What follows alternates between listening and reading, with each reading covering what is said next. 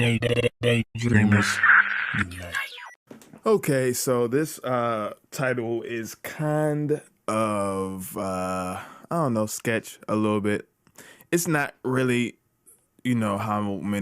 how like five ways that Star Wars The Force Awakens ripped off A New Hope. It's more like five ways that I noticed how Star Wars The Force Awakens was inspired by A New Hope, because we all know, of course, it's gonna rip it off, quote unquote rip it off some fucking way. It's a fucking remake. Of course it's gonna be a rip off. It's not really a rip off, it's a remake. I mean, if anything, that's what a remake is. It's an approved rip off of some shit. So, but anyway, it's just way, I just really did it, for the title. It sounds better.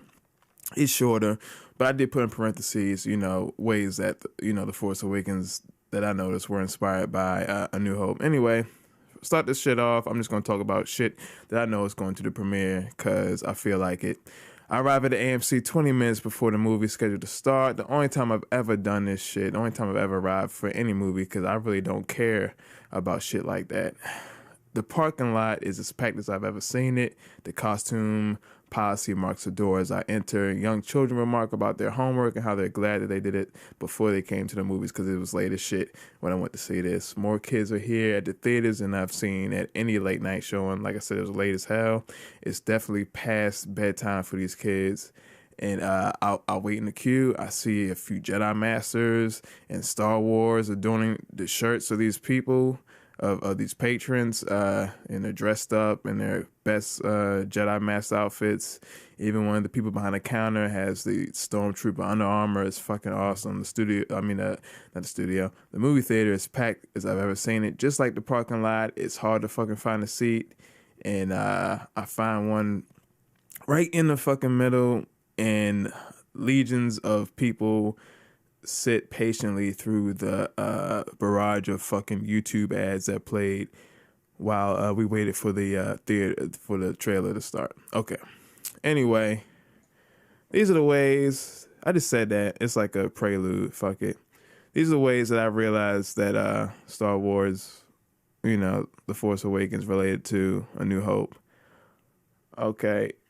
First of all, number one, the droid with the plan. A droid holds the message for Obi-Wan, which is integral in taking down the Galactic Empire in A New Hope with R2-D2. And the droid has plans finding Luke Skywalker, which is integral in taking down the First Order in The Force Awakens with BB-8. It's the same thing. Oh shit, we gotta find that droid. That droid is important. We gotta protect it and get it to so-and-so so we can take down so-and-so. Just like, A New Hope. Two, an influential force, pun intended, to the main protagonist dies. And, spoiler alert, if you want to get the fuck out of here, and if you didn't, read the title, I'm pretty sure I'm going to put in the title of the video. But Obi-Wan Kenobi, Luke's guiding hand, dies at the hands of Darth Vader, or what is transformed into Ghost, at the end of A New Hope. And Han Solo, Rey's father-type figure, dies at the hands of Kylo Ren in The Force Awakens. All these things, just the same thing. Luke saw Obi-Wan get killed, and he's like, no! And, Rey saw Han Solo get killed. She's like, no! It's the same type of shit. All right, 3, a Death Star blows up. Kinda. In A New Hope, the biggest space station in the Galactic Empire, the Death Star explodes after Luke and the rebels dismantle it by shooting into a designated weak spot. In The Force Awakens, Finn, Rey, Chewie, and Han set charges, which initiates the explosion of Star Killer Base, which is like a planet version of the Death Star, almost 10 times its size. The Empire or the First Order with their fucking weaknesses. Their weaknesses must just be online somewhere that people can find how to destroy their bases and shit. But anyway, it's the same thing. You see a big, round, evil thing in space explode at the end of a movie, just like you do in A New Hope. Okay, we have to get to Leia. That's number 4. We have to get to Leia again, just like in A New Hope. Obi-Wan, Solo, Luke and company must reach Princess Leia to save her from the evil grips of the Galactic Empire. In The Force Awakens, Finn, Rey, and Han must reach Leia to give her the data BB-8 possesses. Again, oh shit, we gotta get to Leia. Oh shit, we gotta get to Leia too. Okay. Last reason, number 5, the Force is strong in this one, and that one, and that one. In A New Hope, Darth Vader can sense Obi-Wan and Luke as they are pulled in via the tractor beam towards the Death Star. In The Force Awakens, Kylo Ren can sense Han Solo each time they're in close proximity, whether on the planet or in Star Killer Base. In A New Hope, Luke has untapped potential and a great deal of the Force residing within him. In The Force Awakens, Rey has a great, crazy amount of the Force in her that has yet to be, quote-unquote, awakened. Also, Darth Vader and Kylo Ren are already really good at using the Force in both movies before our heroes arrive and give them a run for their money. So a lot of motherfuckers have the Force, pretty much, at least in Star Wars as we follow the story.